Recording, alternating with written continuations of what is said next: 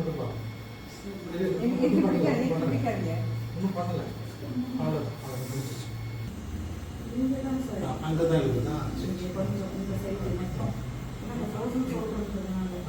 இந்த சைடு மட்டும் இருக்குதா?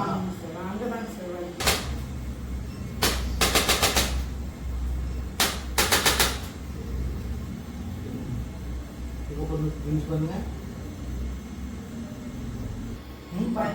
இப்போ கை கொடுக்குங்க. ஃப்ரீயாச்சா? நீங்கள் கிளம்ப பாருங்க.